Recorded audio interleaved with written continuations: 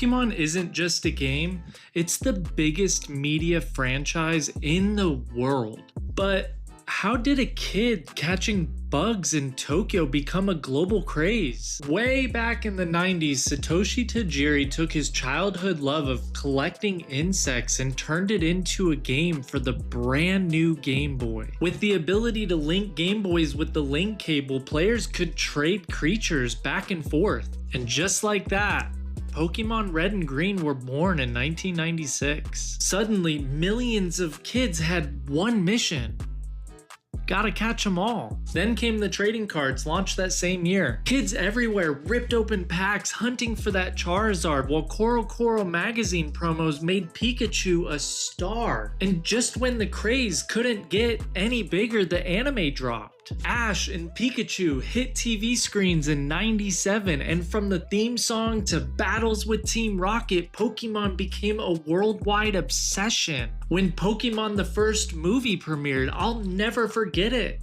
I was 8 years old when my dad pulled me out of school as a surprise and drove me straight to the very first showing. Sitting in that theater with a packed crowd of kids clutching their promo cards as they watched Ash and Pikachu on the big screen for the very first time, it felt like that whole world had come alive. That was peak Pokemania. But here's the twist: even though Pokemon is bigger than ever, collectors and players are having the worst time. Instead of the good old days where kids would trade cards on the playground, it's now scalpers and wannabe investors that are buying out all of the stock. They flip booster boxes for double, triple, even quadruple the price for their retirement or some half-baked business plan. For fans who just want to open packs and relive that magic, it's starting to feel like the real villain isn't Team Rocket, it's the resale market. Here's the thing, it wasn't always like this. Just a year ago, you could hop on Amazon and buy an Elite Trainer box for 40 bucks. Costco had pallets of product that would sit for weeks. Now, there are lines forming the night before a release. Fights are breaking out. I've heard of stabbings and shootings all over Pokemon cards. And if the store doesn't enforce limits, some guy will walk in and clear the entire shelf, leaving everybody there with nothing but a wasted trip. Buying online isn't any better. Bots scoop up all of the product as soon as it goes live, leaving collectors and players in endless queues. Hours of waiting just to be told sold out. I've seen people call Best Buy Bots Buy and slam Target for doing nothing to protect the fans. And sure, there's always someone to say you can go to your local card shop, and that may be true, but all of the ones I've seen have also caught the scalper bug at this point. All they see is dollar signs, so they start marking all of their product double or even triple retail value. It's heartbreaking when the people who used to build the community are now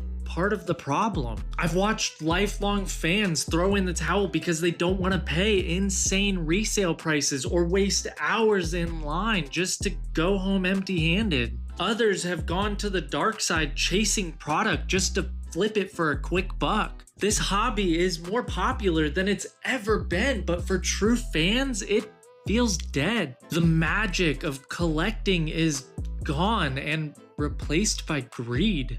Just look at Costco's most recent online drop. I got in line within 30 seconds for the queue. Yeah, a line to wait for the queue. And I waited 40 minutes for the queue to begin, and then they just randomized the queue. After 3 hours of waiting, I finally got my queue number to under 100,000 just to be told we're sold out. It was a giant waste of time. And even when you do score something like the Phantasmal Flames pre-order I was lucky enough to get from the Pokemon Center website, Scalpers had listings on eBay within the hour, 4, 5, even 6 times retail price. Like, that's insane. With Mega Evolutions dropping soon and Phantasmal Flames in November, the hype's only getting bigger. But for the fans like me who have been here since the beginning, it feels like the game we love is being held hostage by scalpers and investment bros, turning our childhood joy into just another stock market scheme. And that's the sad reality. The hobby that I grew up with, the one that shaped my childhood, doesn't feel like it belongs to fans anymore.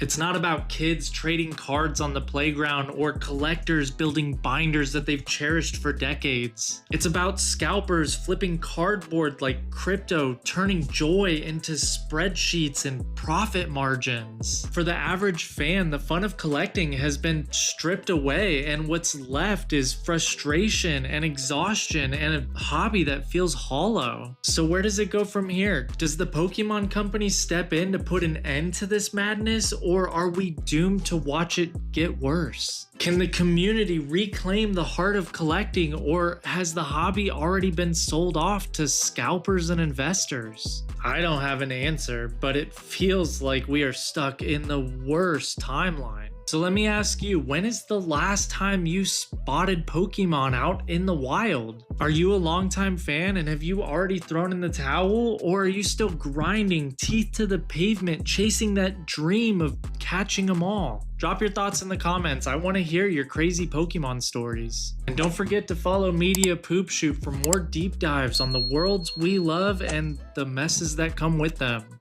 Until next time. All right. Let's rip a pack. In honor of finishing my Pokemon video, we will rip a sealed pack. Let's see what we get. Now, I can't see the camera, so I'm gonna do it for the camera and then like flip them around to kind of see what I got. But let's see what we get here. All right. We got that one. Duskull, have plenty of those. We got that one. Houndoom. Dreepy. Matank. Suicune. I don't even know how to pronounce half of these sometimes. Crispin, I have a million of those. Bronzong, if I had more of those, I honestly could probably build an entire shelter with them. We have a Sea King. Got an ability, maybe use it for a deck. All right, what are we looking at here? Do we have a rare yet? No. All right, what is it? What are we looking at?